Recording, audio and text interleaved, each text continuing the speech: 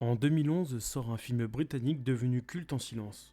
Un mix explosif entre science-fiction, comédie et film de gang, j'ai nommé Attack the Block. Un film qui a révélé John Boyega, donné l'un de ses premiers rôles à Jodie Whittaker et qui reste encore aujourd'hui un monument du cinéma de genre. Aujourd'hui, on revient sur ce petit bijou, son synopsis, ses secrets de tournage et pourquoi il a autant marqué les fans. Allez, on attaque le bloc.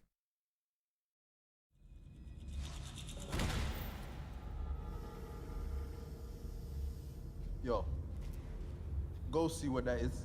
No way, bro. Move!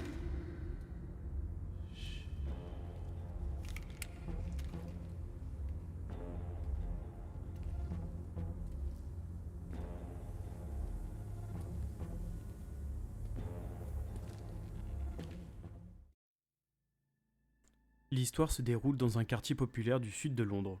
On suit une bande d'ados, délinquants, menée par Moses, joué par John Boyega, encore inconnu à l'époque. Alors qu'ils viennent d'agresser une infirmière nommée Sam, un objet tombe du ciel et s'écrase juste à côté d'eux. Dedans, une créature, un alien. Ni une ni deux, il la dégomme. Problème, ce n'était que le début.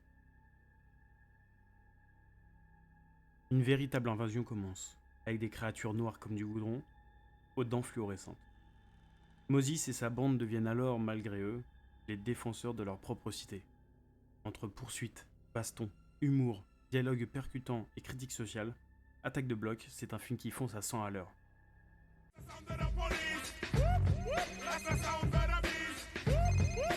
Hey, Dad. Yeah, just on my way to the cinema. Yes, I promise it'll be packed outside in the morning. Le film est réalisé par Joe Cornish, un comique britannique issu du duo Adam and Joe. Attaque de bloc est d'ailleurs son premier long métrage. D'ailleurs, petite anecdote, Cornish a eu l'idée du film après s'être fait agresser lui-même par un groupe de jeunes dans un quartier londonien. Plutôt que de rester traumatisé, il a imaginé « et si ces gamins devenaient des héros ?» dans un contexte totalement fou. Maintenant, parlons du budget. Environ 8 millions de dollars. C'est pas énorme, surtout pour un film avec des aliens. Il faut savoir que dans le cinéma, le genre le plus coûteux, c'est la science-fiction. D'ailleurs, ils ont utilisé des effets assez pratiques, notamment pour les aliens, des costumes noirs en fourrure recouverts d'un matériau absorbant la lumière. Et ce qui est intéressant, c'est que les aliens d'Attaque de bloc ne ressemblent à rien d'autre. Des silhouettes noires, presque invisibles dans l'obscurité, avec des mâchoires fluorescentes. Un rendu simple, mais ultra efficace.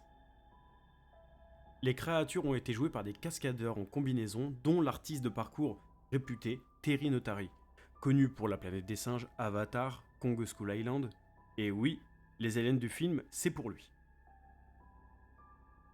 Comme je l'ai dit au début de la vidéo, le film marque le début de John Boyega.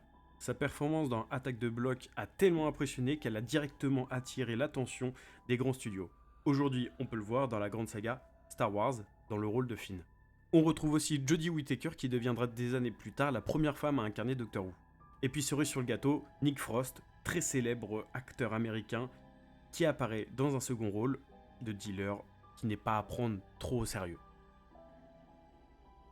Sous ces airs de film de série B, Attaque de bloc parle en fait de choses très réelles. Les tensions entre classes sociales, la stigmatisation des jeunes de quartier, la brutalité policière, le sentiment d'abandon des banlieues britanniques. Les personnages d'abord présentés comme des racailles deviennent peu à peu des héros humains, attachants et loyaux. Le film renverse notre point de vue ici. Les ados qu'on juge trop vite, ce sont les seuls à qui on peut faire confiance. Joe Cornish a visité de vraies cités londoniennes et a interviewé de dizaines de jeunes pour reproduire leur manière de parler. D'ailleurs, beaucoup de dialogues sont inspirés de vrais témoignages. À sa sortie en 2011, le film n'a pas explosé le box-office, mais les critiques l'ont adoré, et au fil des années, Attaque de bloc est devenu un film culte. Son mélange de gore, humour et commentaires sociaux lui a valu une place à part dans le cinéma britannique. Il a également été salué par Steven Spielberg, Peter Jackson et Edgar Wright, qui ont tous soutenu Joe Cornish. Le film a d'ailleurs remporté le prix du public au SXSW Festival, la même où des hits comme Baby Driver ou The Cabin in the Woods ont explosé. Fam, steak.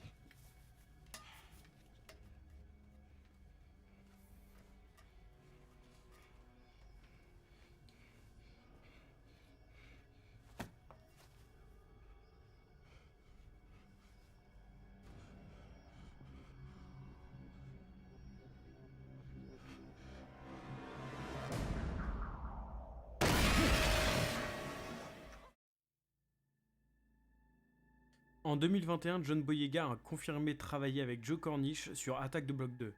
L'histoire se déroulerait des années plus tard avec un Moses adulte. Rien n'est encore sorti, mais le projet est bien réel. De plus que son ami Edgar Wright a dit mot pour mot, mais Joe a écrit une suite et espère la tourner l'an prochain. Donc voilà, les fans, on a enfin le droit à une suite de ce film qu'on attend depuis plus de 10 ans.